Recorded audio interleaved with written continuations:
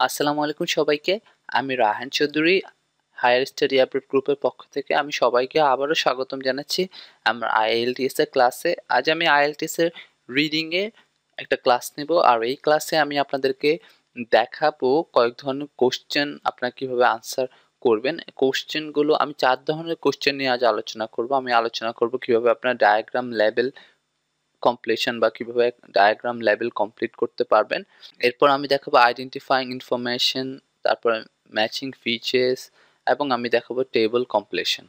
তো শুরুতে আমরা চলে যাই ডায়াগ্রাম লেভেল কমপ্লিশনে, এবং আমি আপনাদেরকে প্রতি ইন্ডিভিজুয়ালি যখন যাব প্রতিটা কোশ্চেন টাইপে আমি বোঝানোর চেষ্টা করব এই ধরনের কোশ্চেন কিভাবে আপনারা পাবেন এবং কোন স্ট্র্যাটেজিগুলো আপনারা আসলে ব্যবহার করলে আপনারা সহজেই এই ধরনের কোশ্চেন সলভ করতে পারবেন বা বাসায় ভালোভাবে কিভাবে এগুলো আপনারা প্র্যাকটিস করতে পারবেন। তো আসুন শুরু করি ডায়াগ্রাম লেভেল কমপ্লিশন দিয়ে।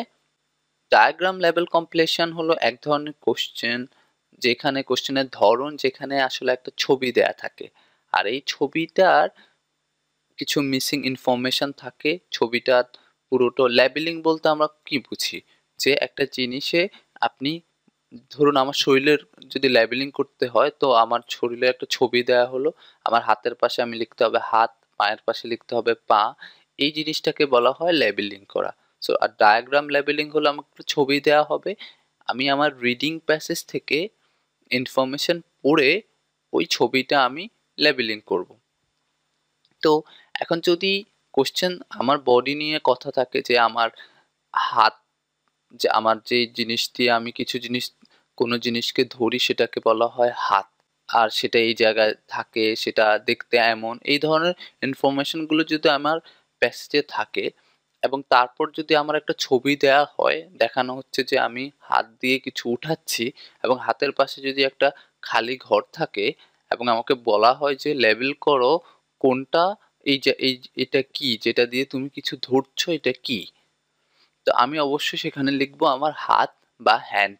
তো আমি এই এক্সাম্পলটা বোঝানোর চেষ্টা করছি আপনাদেরকে, বা এক্সাম্পল দিয়ে আমি দেখানোর চেষ্টা করছি যে আসলে ডায়াগ্রাম লেভেল কমপ্লিশনটা কি। সো আমরা বুঝতে পারলাম যে ডায়াগ্রাম লেভেল কমপ্লিশনটা হলো একটা ছবি দেয়া থাকবে অথবা ফ্লো চার্ট দেয়া থাকবে। একটা কোম্পানির ফ্লো চার্ট দেয়া থাকলো কিভাবে গ্লাস ম্যানুফ্যাকচার হয়, কিভাবে গাড়ি তৈরি হয়, কিভাবে একটা বিজনেসের স্টেপ বাই স্টেপ হয়, কিভাবে প্রোডাকশন হয়। এই যে ফ্লো চার্ট বা এই যে ডায়াগ্রাম, টোটাল কথা একটা ছবিকে আমি লেবেলিং করব আমার রিডিং প্যাসেজ থেকে ইনফরমেশন নিয়ে। এই ধরনের কোশ্চেন টাইপকে বলা হয় ডায়াগ্রাম লেভেল কমপ্লিশন। তো আজ আমি একটা সহজ ডায়াগ্রাম লেভেল কমপ্লিশন দেখাবো, আর আপনারা বাসায় ক্যামব্রিজের বুকসগুলো নিয়ে সেখান থেকে আপনারা কয়েকটি ডায়াগ্রাম লেভেল কমপ্লিশন করবেন, এবং আশা করি আপনারা আমার স্ট্র্যাটেজিসগুলো ইউজ করে সহজেই আপনারা এই ধরনের কোশ্চেনে ফুল মার্কস পেতে পারবেন। তো প্রথমে যেটা করতে হবে যে আমার চলে যেতে হবে কোশ্চেনে। কোশ্চেন আছে এখানে দেখুন, আছে যে আমি প্রথমে কোশ্চেনের টাইটেলটা দেখি। টাইটেলে আছে level the tunnels on the diagram below using words from the box. এখানে এই টানেলগুলোকে আমার লেভেল করতে হবে 6, 7, 8। এই টানেলগুলোকে আমি লেভেল করতে হবে। আর আমার যে ইনফরমেশনটা বা কি লিখবো সেটা আমি সাধারণত অনেক জায়গায় কিন্তু এই ধরনের বক্সে লেখা থাকে না, সরাসরি আপনি রিডিং প্যাসেজ থেকে খুঁজে বের করতে হয়, কিন্তু এখানে আপনার সুবিধার জন্য কয়েকটি দেশের কথা আছে। আর এখানে হাতের লেফট সাইডে যেটা আছে approximately depth in centimetres below surface. So আমরা বুঝতে পারছি যে আমাদেরকে যেটা করতে হবে যে কোন কোন দেশে কত সেন্টিমিটার নিচে এই ধরনের টানেল হয়। সো কিসে নিয়ে টানেল হয়, এখানে আছে কাউপের ডাং। কাউ মানে আমরা বুঝি গরু, আর শেষের অংশটা আমরা বুঝি না। সো এটা বোঝার জন্য আমি একটু পরে যাই। এখানে দেখুন মোটামুটি পরীক্ষায় যখন আপনি কিছু বুঝবেন না সেই ধরনের vocabulary গুলোর জন্য আমাদের এরকম গ্লসারি থাকে। গ্লসারিতে দেখুন লেখা আছে কাউপেট মানে ড্রপিংস অফ কাউস। এখানে লেখা আছে ডং মানে the droppings of or excreta of animals. So আমরা বুঝতে পারছি যে পশু পাখির যে ড্রপিংস বা পশু পাখির যে মলমূত্রাদি, এই ধরনের জিনিসকে আমরা বলবো ডাং, অথবা গরুর হলে কাউয়ের হলে সেটাকে আমরা বলবো যে কাউপ্যাটস। সো এখানে এখানে দেখতে পাচ্ছি যে আমরা কিভাবে কাউপেট অথবা ডাং এটা টানেল দিয়ে কত নিচে যায়, কোন দেশে কত নিচে যায়, এটা আমরা বের করতে হবে। সো আমাদের এখানে কিওয়ার্ড হলো যে সেন্টিমিটার, কারণ এই ধরনের ইনফরমেশনগুলো সহজেই আপনি খুঁজে পাবেন। একটা সেন্টিমিটার লিখতে অবশ্যই রিডিং প্যাসেজে সেন্টিমিটার ইউজ হবে। সো আমরা ইজিলি সেটা আমাদের স্কিম করা বা স্ক্যান করা আমাদের জন্য সহজ হবে। সো আমরা এখানে দেখবো যে আমাদের যেটা দেখতে হবে যে 30 সেন্টিমিটারের নিচে যায় একটা অ্যাপ্রক্সিমেটলি 20 থেকে 30-এর মাঝামাঝি, আর আরেকটা হলো খুবই কম। সো আমরা এখন চলে যাচ্ছি আমাদের প্যাসেজে গিয়ে দেখুন এখানে প্যাসেজে অনেক কথা লেখা আছে। তো আমাদের কিন্তু এত কথা পড়ার কোনো সুযোগ নেই। সো আমরা যেটা করতে হবে, আমাদেরকে চলে যেতে হবে কোথায় আমরা ইনফরমেশনটা পাবো। দেখুন কোথায় সেন্টিমিটার আপনারা খুঁজে পান কিনা। সবসময় আমি বলেছি রিডিং প্যাসের মাঝখানে দেখবেন। এখানে দেখুন মাঝখানে যদি আপনারা দেখুন 30 সেন্টিমিটার, 20 সেন্টিমিটার, 30 সেন্টিমিটার এবং 20 সেন্টিমিটার যেহেতু আছে, এই প্যারাগ্রাফটাতে আমরা আমাদের আনসার খুঁজে পাবো। সো আমরা এখন একটু যদি পড়া শুরু করি তাহলে আমরা আশা করি কিছু পাবো। আমরা দেখুন এখানে লেখা আছে যে এই লাইনটা থেকে আমরা পড়ি, some large species originating from France excavate tunnels to a depth of approximately 30 centimeter. So আমরা কিন্তু এখানে আবার একটু কোশ্চেনে চলে যাই যে দেখুন এখানে কিন্তু আছে যে 30 সেন্টিমিটারের বেশি কোন দেশের ডাং বিটল টাইপসগুলো 30 সেন্টিমিটারের নিচে যায়।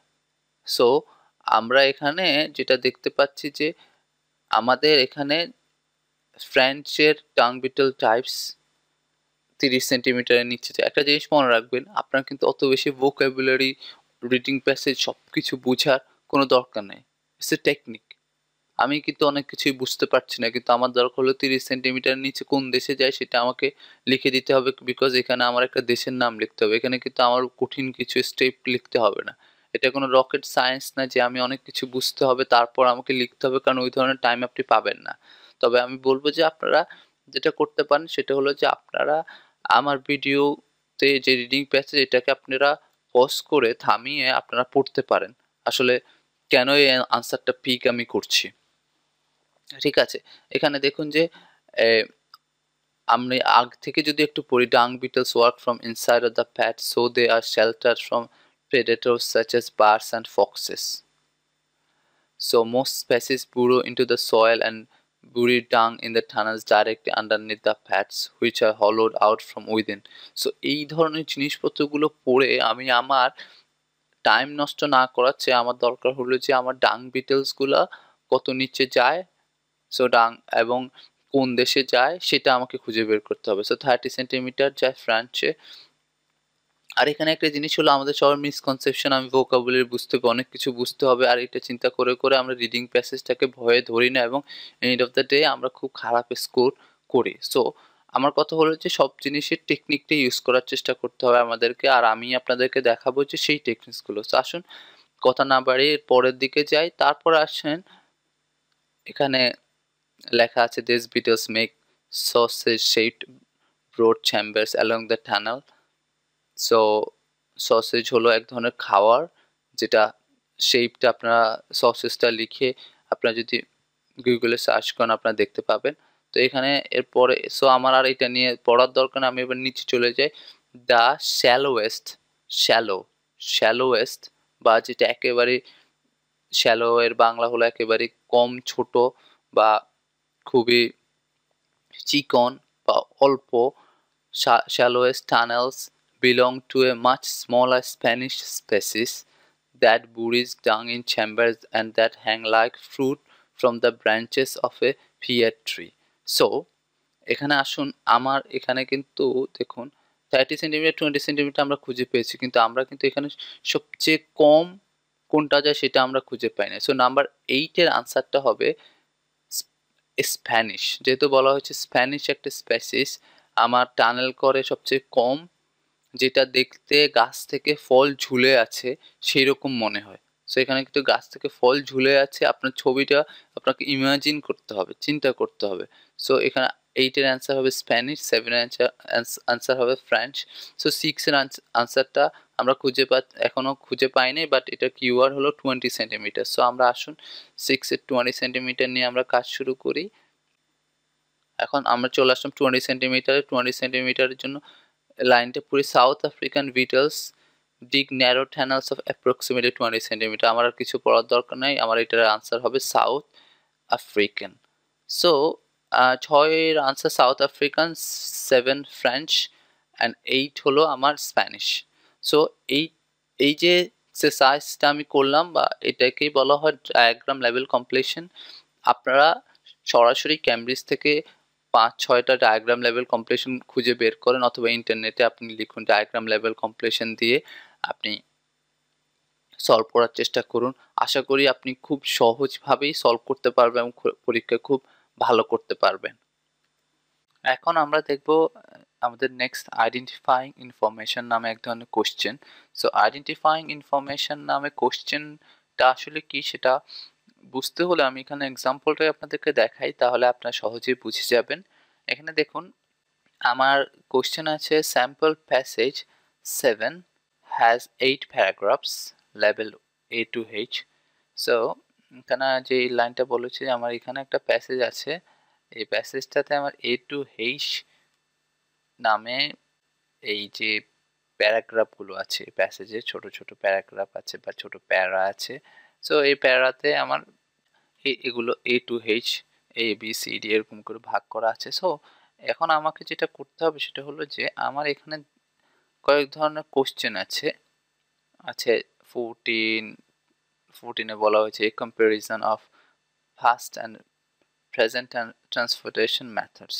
সো এই যে লাইনটা, এই লাইনটা কোন প্যারাগ্রাফে আছে, A to H এর মধ্যে কোন প্যারাগ্রাফে আমার এই লাইনটা আছে, এটা আমাকে খুঁজে বের করতে হবে। এবং এই ধরনের কোশ্চেনকে বলা হয় আইডেন্টিফাইং ইনফরমেশন। এর আগে আমরা এই মোটামুটি একই ধারার এক ধরনের কোশ্চেন দেখেছিলাম, সেটা হয়েছিল হেডিং মিলানো। এবং এটার মাঝে পার্থক্য হলো, হেডিংয়ে হলো যে আমরা সাধারণত যে আসলে ওই প্যারাগ্রাফটা কি বোঝাতে চাচ্ছে বা ওইটার হেডিং কি হলে ভালো হতো, এটা কি শিরোনাম দিলে ভালো হতো।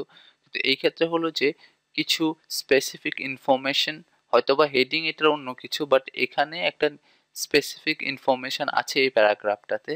সো সেটা নিয়ে ধরুন আমি একটা এক্সাম্পল দিই।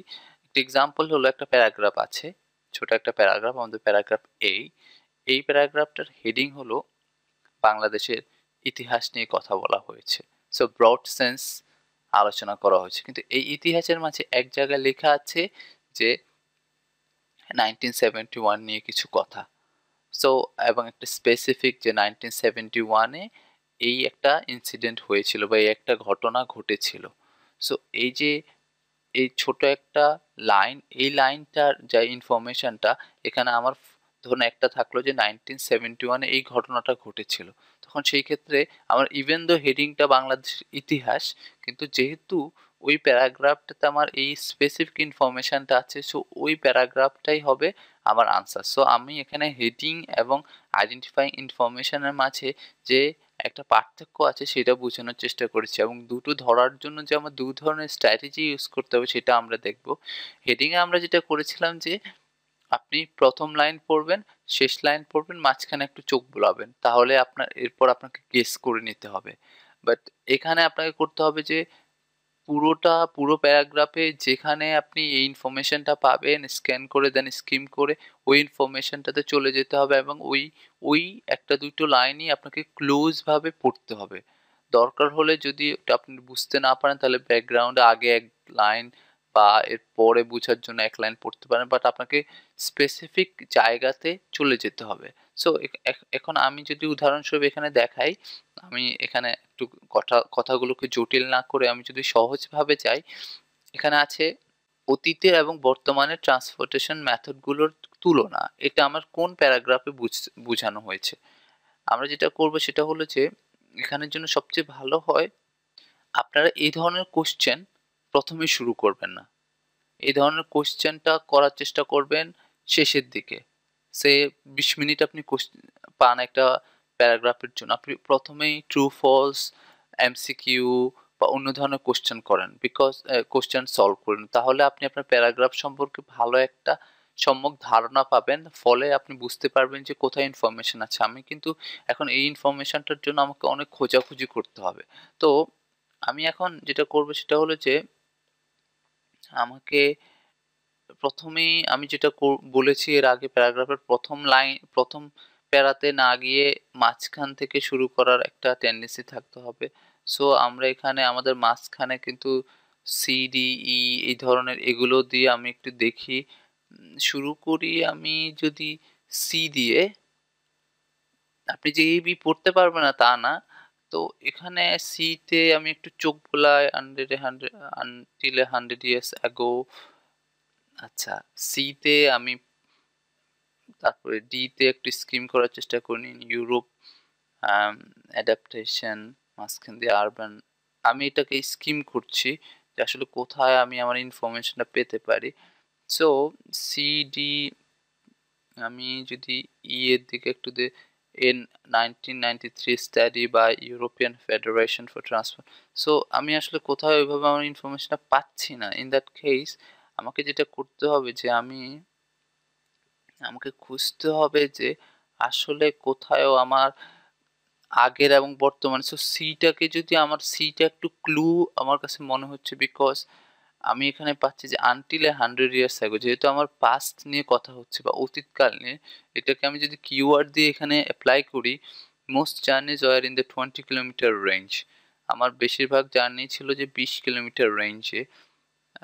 The distance conveniently accessible by horse. হ্যাঁ, এখানে আমি পাচ্ছি যে আমার অতীতে কিন্তু ট্রান্সপোর্টেশন ছিল ঘোড়া দিয়ে। তারপরে বলা হয়েছে যে হেভি ফ্রেড, ভারী জিনিসপত্রগুলো নেওয়া হতো রেল অথবা পানি দিয়ে। তারপরের লাইনটাই কিন্তু আমাকে আমার আনসার দিতে, invention of the motor vehicle brought personal mobility to the masses. So এখন এই যে কথাগুলো, এই কথাটা থেকে আমি বুঝতে পারি যে আমার অতীতকালে কি ধরনের ট্রান্সপোর্টেশন ছিল। আমি আবার আমার ইয়াটাকে একটু ভালোভাবে দেখি, আর অন্যগুলোতে আমি কোথায় আমার এই ধরনের আনসার পাই কিনা সেটাও চোখ বোলাবেন। সিডি, যেখানেই আপনি একটা স্ট্র্যাটেজি হলো কোশ্চেন প্রথমটার আনসার হবে একটু উপরের দিকে, যেহেতু আমি বলেছি সবসময় কিন্তু ক্রনোলজিক্যালি সাজানো থাকে। সি এর পরের আপনি কখনো বি তে আর আনসার পাবেন না, এ বি আমার আর পড়তে হবে না, এরপর ডি থেকে আমাকে শুরু করতে হবে। ঠিক আছে, সো বাট এই প্যারাগ্রাফটাতে আমাদেরকে যেটা করেছে তারা একটু টেকনিক্যালি এটাকেও ব্যবহার করেছে আমার কাছে যা মনে হচ্ছে। বাট যেহেতু এখানে 7টা হেডিং আছে, সো আমি C D E F G H, C D E F G H 6টা হবে। তো অবশ্যই আমার এ বি এর মাঝে একটা থাকবে, কিন্তু পরীক্ষায় সাধারণত কিন্তু এটা ঘটে না। পরীক্ষায় সাধারণত শুরু করলে নিচের দিকে আমরা আনসারগুলো পেয়ে থাকি। তো এখানে দেখুন, আর অন্য যেগুলো, আমি একটু কথা অনেক অন্যদিকে ডাইভার্ট হয়ে যাচ্ছি। আমি চাচ্ছি আমি আবারও অ্যাটেনশন দিচ্ছি কোশ্চেনের দিকে। সো আমি অন্যগুলোতে চোখ বুলাবো যে কোথায় আমি এটার আনসার পাই কিনা। সো আমি আসলে এরকম আনসার পাচ্ছি না, সো সি কে আমি আনসার ধরে নিই। তো আমার প্রথম এখানে দেখুন এই কম্প্যারিজন, যেহেতু এখানে কম্প্যারিজন করা হচ্ছে পাস্ট, সো অতীতে কি ধরনের আমার ট্রান্সপোর্টেশন ছিল বর্তমানের তুলনায়, সো সেটা আমি পেয়ে গেলাম। So 15 how driving habits contribute to road problems, কিভাবে ড্রাইভিং হ্যাবিটটা আমাদের রোড প্রবলেমে করছে বা কি রোড প্রবলেমে অবদান রাখছে, কি ধরনের ড্রাইভিং হ্যাবিটগুলো। সো আমাদের এখানে ড্রাইভিং হ্যাবিটটা হলো আমাদের কিওয়ার্ড, যেহেতু সি আমরা পেয়ে গেছি। তো আমি যেটা প্রথমেই করব যে মেইনলি আমি যেটা করব যে এর দিকে যদি একটু চোখ বুলান, এতে কিন্তু দেখুন আসলে তেমন কিছু নেই ড্রাইভিং হ্যাবিট নিয়ে। বিতে কিন্তু আমার আছে যে ট্রাফিক জ্যাম, ট্রাফিক কনজেশন, এসব জিনিসপত্র নিয়ে, এমিশন। সো এভাবে চোখ বুলালে হলো কি পরের কোশ্চেনগুলো আনসারগুলো আপনি সহজে পাবেন। ডিতে দেখুন ইউরোপের কথা বলা হয়েছে, ইউরোপ নিয়ে বেশি আলোচনা করা হয়েছে। স্যার ডি সোশ্যাল ইফেক্ট শেষের দিকে একটা আছে, এখানে দেখুন সোশ্যাল ইফেক্ট ডি এর। তারপরে ডিতে আমরা এরকম কিছু আমি দেখতে পাচ্ছি না। ইতে ইউরোপিয়ান ফেডারেশন ফর ট্রান্সপোর্ট নিয়ে কথা বলা হয়েছে। এখানে দেখুন যে কস্ট নিয়ে কথা বলা হয়েছে, রেলের সঙ্গে কারের ধরনের কথাগুলো, এগুলো আমার পরের আনসারগুলোর জন্য এক ধরনের ক্লু হবে। সো আমি যদি আসলে এদিকে যাই, আমি দেখি যে ইতে দেখেছি, এফ এ কি বলা হয়েছে, টেকনিক্যাল সলিউশন করতে পারে, technical solution can reduce the pollution problem and increase the fuel efficiency of engines. আমার টেকনিক্যাল সলিউশন থাকলে, but fuel consumption and exhaust emission depend on which cars are preferred by customers and how they are driven. Okay, এই যে লাইনটা, এটাতেই আমি আমার কিওয়ার্ডটা খুঁজে পেয়েছি যে কিভাবে আপনার ড্রাইভিং হ্যাবিট কিভাবে আপনার কন্ট্রিবিউট করে রোড প্রবলেমে। সো এখানে দেখুন but fuel consumption and exhaust emission depend, এখানে প্রথম লাইনটা যদিও মনে হয়েছে যে ফুয়েল নিয়ে কথা বলা হয়েছে, ফুয়েল মানে তেল, কিন্তু বা যেটা তেল বা পেট্রোল বলুন, যেটাই বলুন আপনি, মানে ডিজেল আর পেট্রোল গাড়িতে দুই ধরনের। So fuel consumption and exhaust emissions depend. Exhaust emission হলো গাড়ি থেকে যে ধরনের ধোঁয়া বের হয় বা এই ধরনের, এটাকে বলা হয় এক্সজস্ট এমিশনস। সো এখানে দেখুন এর পরের লাইনটা যদি আমি পড়া শুরু করি, হাউ দে আর ড্রিভেন, তারপর আছে many people buy larger cars than they need for daily purposes or was fuel by driving aggressively. তো এরপর আছে যে global car use is increasing at a ফাস্টার rate. So এই লাইনটা থেকে আমরা যেটা খুঁজে পাচ্ছি এই কয়েকটি লাইন থেকে, যে আমি কিভাবে গাড়ি চালাই সেটাই আমার রোড প্রবলেম, যে রোড প্রবলেম হচ্ছে আমার বেশি তেল কনজাম করা বা বেশি তেল ইউজ করা, আমার বেশি এমিশন বেশি হওয়া। সো এই যে জিনিসপত্রগুলো বা আমার যতটুকু দরকার নেই সেই ধরনের গাড়ি আমি চালাচ্ছি। সো এই যে জিনিসপত্রগুলো, এগুলো আমার বিভিন্ন ধরনের রোড প্রবলেম বা কারের বিভিন্ন ধরনের সমস্যা তৈরি করছে। সো আমার এই আনসারটা আমি কিন্তু এফ পাবো। তো এর পরেরও আমি অন্য অন্যগুলোর দিকে চোখ বোলাবো যে এর থেকে আরো বেশি কোনো কিছু আমি পাই কিনা যেখানে এই ধরনের কথা বলা আছে। সো আমি 16-এ আমার হয়েছে the relative merits of car and public transport. So relative বলতে বোঝায় যে কোনো কিছুর সঙ্গে সম্পর্কযুক্ত। সো এখানে আমার যে কারের সঙ্গে পাবলিক ট্রান্সপোর্ট, এই কার এবং পাবলিক ট্রান্সপোর্টে আসলে কোনো ধরনের ভালো দিক আছে কিনা, কি ধরনের ভালো দিক আছে। সো মেরিট মানে আমরা জানি যে ভালো উপকারী জিনিসপত্র আছে কিনা সেটা নিয়ে আলোচনা করা হয়। তো আমাদের যেহেতু এখানে আমরা প্রতিবারই চোখ বুলাচ্ছি, এখন একটা কাজ করি, আমি উপরের দিকের গুলার থেকে যেহেতু চোখ বুলিয়েছি, আমি নিচের দিকের গুলো থেকে চোখ বুলাই, দেখি আমার আনসারটা পাই কিনা। এগুলোই হলো বিভিন্ন ধরনের strategies to save you time during the reading test. Because আপনি যদি একই ধরনের, আমি এখানে টাইম নিচ্ছি বিকজ এটা এক্সাম না, বা এক্সাম আমি যে আপনাদেরকে বোঝানোর জন্য টাইম নিচ্ছি, বাট এক্সামে আপনি যেটা করবেন যে এখানে ইতে আমি প্রথমেই আমার হেইচ থেকে শুরু করি। হেইচে দেখুন আছে, ওকে, হেইচে আছে আমার a more likely scenario seems to be a combination of mass transit system for travel into and around cities with a small low emission cars. এখানে যেটা হয়েছে শেষের দিকেরটাতে সাধারণত যে শেষ যেই প্যারাগ্রাফটা সেটাতে সাধারণত একটা সলিউশন, কোনো প্রবলেম নিয়ে আলোচনা করা হয়, সলিউশন নিয়ে আলোচনা করা হয়। সো মোর লাইকলি এটা হওয়ার তেমন চান্স আমি দেখছি না। আমি এরপর জিতে চলে যাই, এখানেও কিন্তু আছে লং টার্ম সলিউশন, তারপর মাঝখানে আছে cut carbon dioxide emission, good local government is already bringing this about in some places. So এখানে আমি এই ধরনের কোনো ইনফরমেশন দেখছি না। আমার কিন্তু বলতে হবে যে কী ধরনের মেরিট, কিন্তু এখানে বেশিরভাগই কিন্তু ডিমেরিট নিয়ে, কার্বন ডাইঅক্সাইড খারাপ দিকগুলো নিয়ে আলোচনা করা হচ্ছে। সো আমি এফ অ্যাভয়েড করেছি যেহেতু এফ অলরেডি আমরা পাচ্ছি। আমি যদি এখানে ইতে আলোচনা করি, ইউরোপিয়ান ফেডারেশন অফ ট্রান্সপোর্ট, এখানে দেখুন বলা হয়েছে যে car transport is 7 times as costly as rail travel in terms of the external social cost. It entails congestion, accidents, pollution, loss of cropland and natural habitats, depletion of well resources and so on. Yet এখানে প্রথমে কিন্তু কারোর সকল খারাপ কথা বলা হয় yet দিয়ে, কিন্তু আমার এই ট্রিগার ওয়ার্ডটা দিয়ে আমার কিন্তু দেখি কি বলা হচ্ছে, yet cars easily surpass trains or buses as a flexible and convenient mode of personal transport. ওকে, এখানে দেখুন, এখানে কিন্তু বলা হয়েছে, আমি এর আগে বলেছি যে রিলেটিভ মেরিট, ইভেন দো এটার খারাপ দিক আছে, বাট রিলেটিভ অন্যের সঙ্গে সম্পর্কযুক্ত কী ধরনের ভালো দিক আছে। যদিও ট্রেনের তুলনায় এটা ট্রেনের মতো টাকা খরচ হয়, যেহেতু এটার পার্কিংয়ে বা এটার তেলের খরচ বা অন্যান্য এটার যে অ্যাক্সিডেন্টে হয়, এই খরচগুলো আপনাকে দিতে হচ্ছে কারের জন্য, কিন্তু তারপরেও কিন্তু কারটা কিন্তু মানুষের জন্য yet cars easily surpass trains or buses as a flexible and convenient mode of personal transport.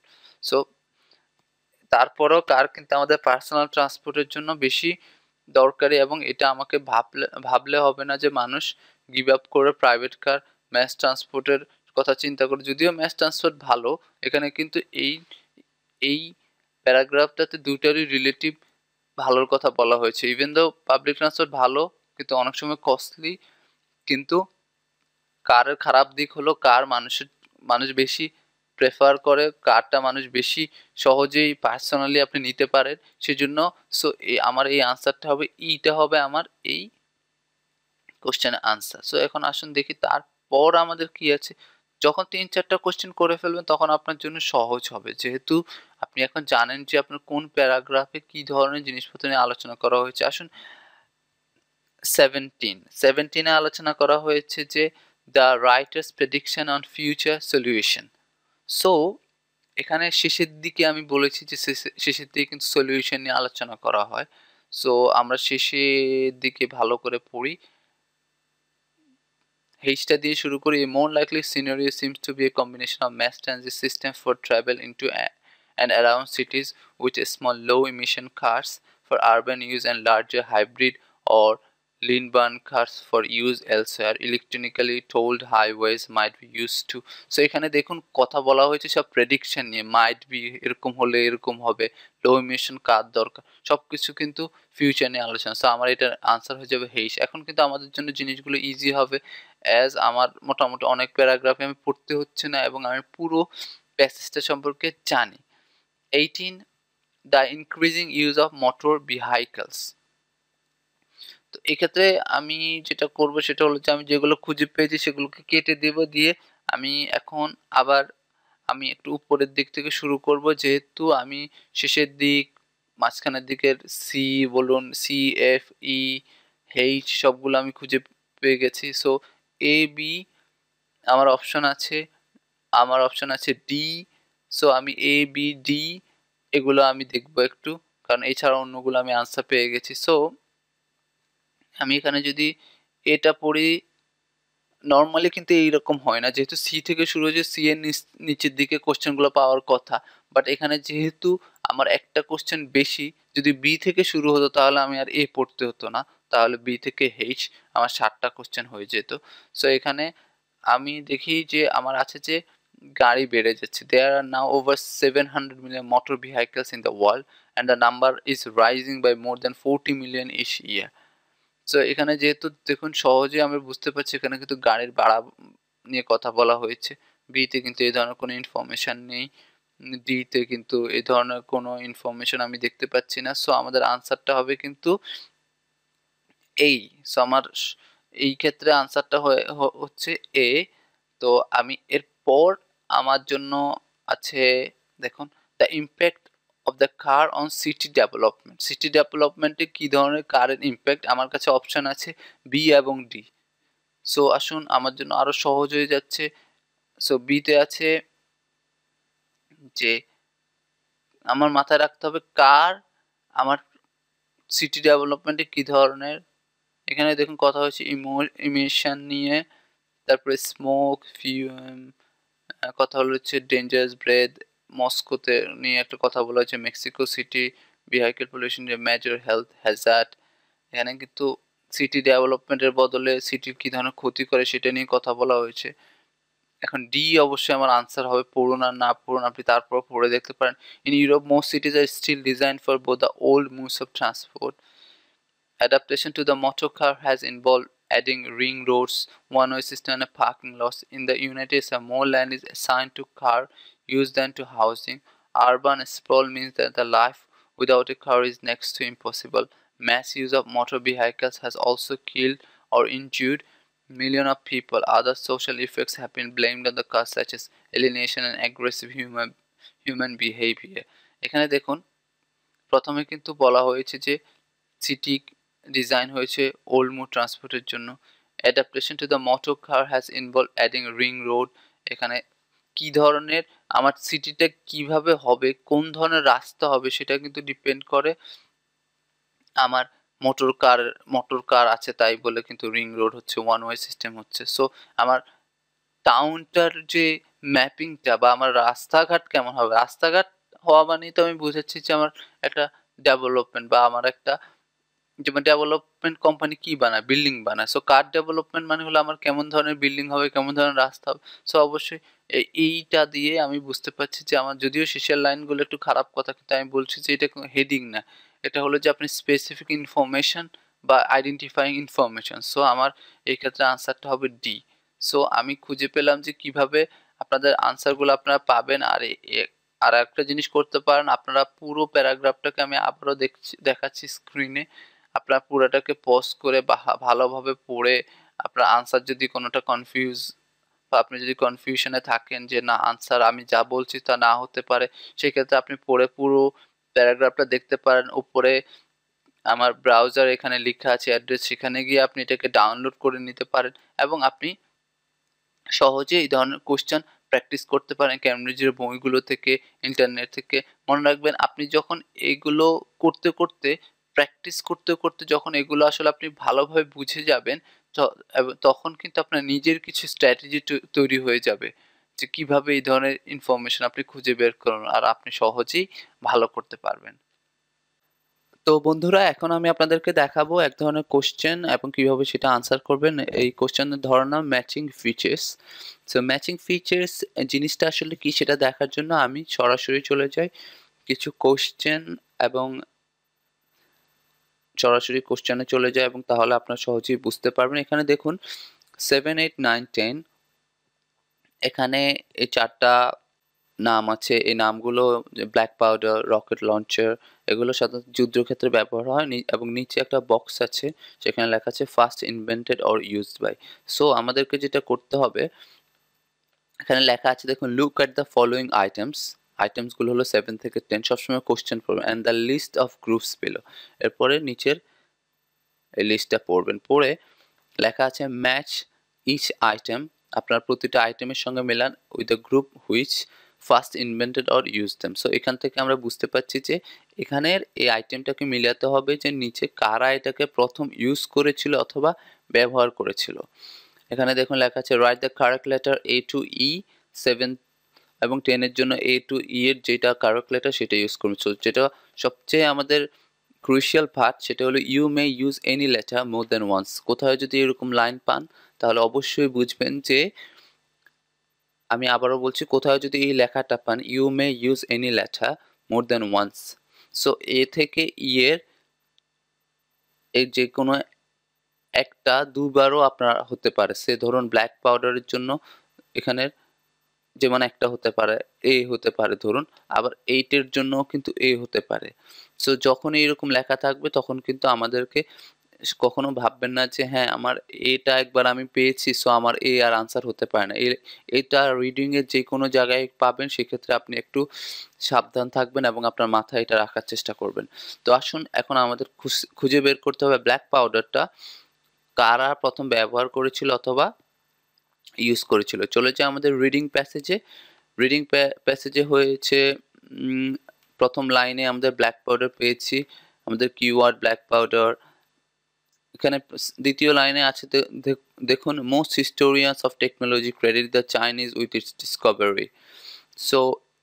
So far আমরা কিন্তু দেখতে পাচ্ছি যে চাইনিজ, এই লাইনটা থেকে আমরা কিন্তু সহজে বুঝতে পারি যে চাইনিজরা এই জিনিসটাকে প্রথম বানিয়েছিল। সো এই যে চাইনিজরা এই টেকনোলজি ইউজ করে চাইনিজরা এইটা ব্যবহার করেছিল, এটা তৈরি করেছিল। এখানে লেখা আছে most historians of technology credit the Chinese with its Discovery. যেহেতু ইনভেনশন অথবা ডিসকভারি আমরা যেটা ইউজ করি, আমরা জানি যে ইনভেনশন এবং ডিসকভার মাঝে পার্থক্য। এখানে বলা হয়েছে যে most historians of technology credit the Chinese with its Discovery. They based their belief on studies of Chinese writings or on the notebooks of early Europeans. এখানে কিন্তু এই লেখাটা কিন্তু অনেককে কনফিউজ করবে যে ইউরোপিয়ানরা করেছে, কিন্তু এখানে হলো যে আর্লি ইউরোপিয়ানদের নোটবুক থেকে দেখা যায় যে চাইনিজরা এই ব্ল্যাক পাউডার তৈরির টেকনোলজিটা প্রথম তৈরি করেছিল। সো আমাদের প্রথম আনসারটা হবে ব্ল্যাক পাউডার তৈরি করেছিল 7 এর জন্য আমার আনসার হবে এ। তারপর আছে rocket propelled arrows for fighting. So rocket propelled তীর ফাইটিং এর জন্য কারা তৈরি করেছিল? আমি দেখুন খুব সহজেই বের করছি, এবং আসলে এইভাবেই বের করে আপনার টোটাল কথা হলো আপনি যেভাবে পারেন আপনার বের করে জাস্ট লিখতে হবে। আপনাকে যে স্পেশাল কোনো টেকনিক ব্যবহার করতে হবে তা না। আপনার কথা হলো 1 ঘন্টার ভেতরে আপনি কিভাবে সলভ করবেন। সো আমরা এরপর চলে যাই যে এখানে দেখুন arrows, the arrows like flying leopards. অ্যারোজের কথা আমরা পেয়েছি। অ্যারো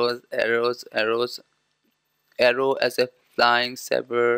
আচ্ছা, এখানে আমরা পেয়েছি দেখুন the rocket place in a similar position to the rocket propel arrows was design to increase the range. এখানে কারা তৈরি করেছে সেটা দেখার জন্য এখানে একটা জিনিস দেখুন। Okay, one such weapon was the basket of fire, or as directly translated from Chinese, the arrows like flying leopards. Okay, okay. এখানে একটু আগে থেকে যদি পড়া শুরু করেন, the Chinese relied on this type of technological development to produce incendiary projectiles of many sorts. So এখানে বলা হয়েছে যে চাইনিজ লোকেরা বিভিন্ন ধরনের যুদ্ধ সরঞ্জাম আমাদের তৈরি করেছে। সেই ক্ষেত্রে আসুন এরপরে আসছে যে explosive grenades, possibly cannons to repel their enemies. এই লাইনগুলোর পর চলে এসেছে যেটা one such weapon was the basket of fire, or as directly translated from Chinese, the arrows like flying leopards. এই লাইনগুলো দিয়ে কিন্তু বোঝানো হয়েছে অ্যারো। এটারই দেখুন তারপরে arrows like flying leopard এর পরে এসেছে the 0.7 metre long arrows each with, এটা কিভাবে তৈরি হয়েছে এটার বর্ণনা দিয়েছে। কিন্তু এখানে যেই কথাটা আমরা বুঝতে পেরেছি, চাইনিজরাই বিভিন্ন ধরনের গ্রেনেড, বিভিন্ন ধরনের অন্য সরঞ্জাম তৈরি করছে। তারপর এই লাইনের পরে কিন্তু এই লাইনগুলো কিন্তু অ্যারোজ নিয়ে কথা। তারপরে আরো কথাটাকে এক্সপান্ড করার জন্য এখানে আছে কিন্তু দ্য রকেট, এরকম ধরনেরও চাইনিজরা কিন্তু এই পুরো প্যাসেজটাতেই কিন্তু চাইনিজদেরই বিভিন্ন ধরনের যে যুদ্ধক্ষেত্রে ব্যবহৃত সরঞ্জামাদি সেগুলোর কথা বলা হয়েছে। সো আমার আনসারটা হবে এই ক্ষেত্রে আমার আনসারটা হবে এই। সো আমি যে এর আগে যেটা বলেছিলাম, যখনই এই ধরনের লেখা থাকবে you may use any letter more than one, সেক্ষেত্রে কিন্তু একটা আনসার দুইবার হতে পারে। তারপরে আছে রকেটস অ্যাজ ওয়ার ওয়েপন্স। এখানে প্রথম প্যাসেজটাতে আমরা এখন একটু ছেড়ে আমরা যাব তৃতীয় প্যাসেজটাতে, এবং তৃতীয় প্যাসেজটাতে আপনারা দেখার চেষ্টা করুন যে কোথাও রকেট আছে কিনা। এখানে দেখুন দ্য ইন্ডিয়ান রকেটস। আচ্ছা, এর আগে রকেট আছে, এখানে রকেটার্স।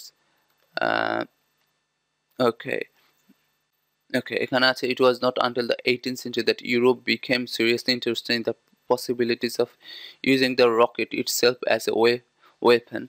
এক্ষেত্রে আমাদেরকে দেখুন প্রথমে কিন্তু স্কিমিংটা করতে হচ্ছে।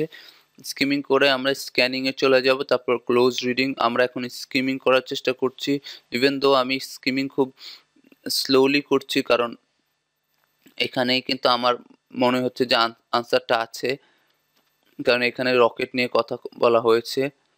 ওকে, এখানে দেখুন the incentive for the more aggressive use of Rockets came not from within the European continent. So Europe থেকে এটা তৈরি হয়নি, but from far away India. So এইখান থেকে কি বুঝতে পারছেন আপনারা, এই যে বলা হয়েছে। আমাদের কিন্তু এইভাবে যদি আপনার পড়ার দক্ষতা থাকে, এখানে কিন্তু সহজ জিনিস, কোনো কিছু কঠিন কিছু না। বাট ওরা আনসারটা দিয়েছে একটু পরে। ১ম এ ইউরোপের কথা বলে আপনি কনফিউজ, সো 2nd আনসারটা হবে আমার ইন্ডিয়া নিয়ে যদি কোনো কথা থাকে, ইন্ডিয়ানদের কথা। সো আমার স নাও এর আনসারটা হবে দ্য ইন্ডিয়ানস। তারপর আছে দ্য রকেট লঞ্চার। আসুন এখন রকেট লঞ্চার, আমি এক্ষেত্রে এদিক দিয়ে যেহেতু আমাদের রকেট নিয়েছিল, আমি একটু পরের দিকে যাবো যে রকেট লঞ্চার কারা তৈরি করেছে, আমি রকেট লঞ্চারটা কোথায় দেখতে পান কিনা। যত তাড়াতাড়ি আপনি আপনার চোখকে চেষ্টা করবেন চারদিকে খোঁজার, কোথায় এইখানে দেখুন লঞ্চার চলে এসেছে। সবসময় কোণা ২ কোণার দিকে, উপরের দিকে, সব দিকে দেখবেন আমার দেখুন এখানে লঞ্চার চলে এসেছে। উম যেহেতু লঞ্চার আছে, দ্য ওন লঞ্চার, এখানে দেখুন The Americans developed a rocket complete with its own launcher. যে এই লাইনে আমার আনসারটা আমরা খুঁজে পেয়েছি, এটা হলো যে এটাতে হবে আমেরিকার লোকজন। সো দ্য রকেট লঞ্চারটা তৈরি করেছে দ্য আমেরিকান। সো আনসার হবে ১০ এর ই। সো এই ক্ষেত্রে আমি একটা কথা বলি, ম্যাচিং ফিচারের ক্ষেত্রে হলো আমাদের কাছে যেহেতু কিওয়ার্ড গুলো আছে, কিওয়ার্ড হলো অবশ্যই আপনার যে অপশনগুলো দেয়া থাকবে। যেমন আমার এখানে কিওয়ার্ড ছিল, আমি ব্যবহার করেছি 7 থেকে 10 এর, যেমন অস্ত্রের নামগুলো তীর, অথবা আমি ব্যবহার করেছিলাম রকেট লঞ্চার অথবা রকেট। আমি ২ মিনিটে আপনাদেরকে বলে দিই কিভাবে আপনারা এই আনসারগুলো বের করবেন। এইজন্য আপনাদের সবচেয়ে যেটা করতে হবে সেটা হলো যে কিওয়ার্ডটা কোথায় আছে সেটা প্লেস করার ক্ষমতা থাকতে হবে। ভালো স্কিমিং পাওয়ার থাকতে হবে। তারপরে আপনি যখনই স্কিম করে মনে করবেন যে এখানে আনসারটা আছে, তখন সেখানে ভালো করে স্ক্যান করে কিওয়ার্ডটা, তারপরে আপনি উপরে ২-১ লাইন, নিচে ২-১ লাইন আপনি একটু পড়ার চেষ্টা করবেন। পড়ে ইভেন দো আনসারটা পাওয়ার পরও এরপরে বাট অথবা এরকম কিছু দিয়ে অন্য কোনো কিছু বোঝানো আছে কিনা সেটা আপনারা পড়ার চেষ্টা করবেন। তো আশা করি আপনারা এই ধরনের কোশ্চেনের আনসার সহজেই করতে পারবেন। টেবল কমপ্লিশনে এরকম ধরনের একটা টেবল দেয়া থাকবে এবং সেই টেবলে কিছু ইনফরমেশন খালি থাকবে। সেই ইনফরমেশনগুলো আমরা রিডিং প্যাসেজ থেকে পড়ে বের করতে হবে। এক্ষেত্রে দেখা যায় যে ফ্রেঞ্চের এক ধরনের স্পিসিস বা এক ধরনের ফ্রেঞ্চ প্রজাতির কথা বলা আছে, যেখানে তার সাইজ কেমন, তার কেমন টেম্পারেচার সে পছন্দ করে, সেই কিছু লেখা আছে। তো আমাদেরকে স্প্যানিশ এবং সাউথ আফ্রিকান এই দুই ধরনের বা এই দুই দেশের স্পেসিসে কী ধরনের টেম্পারেচার বা কী ধরনের অন্যান্য ইনফরমেশনগুলো দরকার সেটা আমাদেরকে খুঁজে বের করতে হবে। সো আমরা যদি রিডিং প্যাসেজে যাই, সেক্ষেত্রে এখানে দেখুন যে এখানে আমি প্রথমেই রিডিং প্যাসেজে প্রথম থেকে শুরু করলাম। প্রথম দিকে আমি প্রথম প্যারাগ্রাফে এই ধরনের কিছু দেখতে পাচ্ছি না। আমি প্যারাগ্রাফ, আমার কিওয়ার্ড কিন্তু এই ক্ষেত্রে আমি ফ্রেঞ্চ অথবা স্প্যানিশ। এখানে দেখুন ফ্রেঞ্চ স্পিসিসের কথা লেখা আছে। তারপর আমি যেহেতু ফ্রেঞ্চ দরকার নেই, আমি যাবো স্প্যানিশ। স্প্যানিশ স্পিসিসে আমাদের যেটা আছে সেটা হলো যে এখানে প্রথম আমি একটা পেয়েছি টেম্পারেচার ক্লাইমেট। সো এখানে আমাদের যে প্রথমটা খোঁজার দরকার ছিল যে কেমন ক্লাইমেট পছন্দ করে, সেক্ষেত্রে হবে এখানে আমি ৯ এর আনসার হবে ৯ এর আনসার হবে টেম্পারেচার। So temperature climate. তো ১০ এর answer start of active period, কখন সেটার অ্যাক্টিভ পিরিয়ডটা শুরু হয়। এই ফ্রেঞ্চের ক্ষেত্রে আছে কুলার এনভায়রনমেন্ট। আর আমার এখানে দেখুন যে আমার আছে in the cooler environments French হয়, তারপর স্প্যানিশ হয়। স্প্যানিশ আমাকে খুঁজে বের করতে হবে, স্প্যানিশ। এখানে দেখুন আমার আছে এই এই লাইনটা যদি পড়ুন, এখানে লেখা আছে যে the former are slow to recover. Former বুঝাতে বলা হয়েছে যে ফ্রেঞ্চ, বাট এখানে কিন্তু স্প্যানিশ নিয়ে কিছু বলা হয় নাই। তো এখানে যদি আসুন দ্য লেটার, লেটার দিয়ে বোঝানো হয়েছে পরেরটা, মানে আমার স্প্যানিশ। তো which multiply rapidly in early spring. So এটার অ্যাক্টিভ পিরিয়ডটা হবে আর্লি স্প্রিং। সো এই ক্ষেত্রে আমার আনসারটা হবে আর্লি স্প্রিং। এখানে আছে লেট স্প্রিংটা হলো ফ্রেঞ্চের জন্য, কিন্তু এখানে হবে আমার early spring. Number of generations per year, স্প্যানিশের নাম্বার অফ জেনারেশন কী হয় সেটা আমাকে খুঁজে বের করতে হবে। এখানে দেখুন এর পরেই আছে produced 2 to 5 generations annually. So এখানে লিখতে হবে আমার আনসার হবে 2 to 5। আমি নিউমেরিক ভ্যালিউ দিয়ে 2 to 5ও লিখতে পারেন। তারপরে আমার এই 9, 10, 11 আনসার আমি খুঁজে পেয়েছি। এখন আমাকে বের করতে হবে সাউথ আফ্রিকান বল রোলার। সাউথ আফ্রিকান বল রোলারেরও এই ধরনের যত ইনফরমেশনগুলো আছে সেটা আমাকে বের করতে হবে। এরপরে দেখুন এই আনসারটা ওটাকে ফলো করছে। তো সাউথ আফ্রিকান বল রোলিং দিয়ে আমি এখানে খুঁজে পাচ্ছি, এখানে কিন্তু এটা হলো একটা ট্রপিক্যাল। সো আমার এই ক্ষেত্রে ক্লাইমেটটা হবে সাবট্রপিক্যাল। 12 এর আনসার। তারপরে 13 কমপ্লিমেন্টারি স্পিসিস কি আছে। ওকে, এখানে আমাকে আমার এই সেক্ষেত্রে আমার হবে সাউথ আফ্রিকান টানেলিং। দেখুন যেহেতু লেখা আছে commonly works with, where it commonly works with. এখানে আমি একটা টেকনিক হলো, যেহেতু আমার হাতে দুটো লাইন আছে আর এই দুটো লাইনের মাঝে আমার আনসার আছে, সো আপনাকে এখানে দেখুন যে লেখা আছে যে হোয়ার ইট কমনলি ওয়ার্কস উইথ। যেহেতু এটা কমনলি ওয়ার্কস উইথ, যেটা হলো আমার কমপ্লিমেন্টারি হলো যে যখন দুটো জিনিস একসঙ্গে আসে সেটাকে আমরা বলি কমপ্লিমেন্টারি।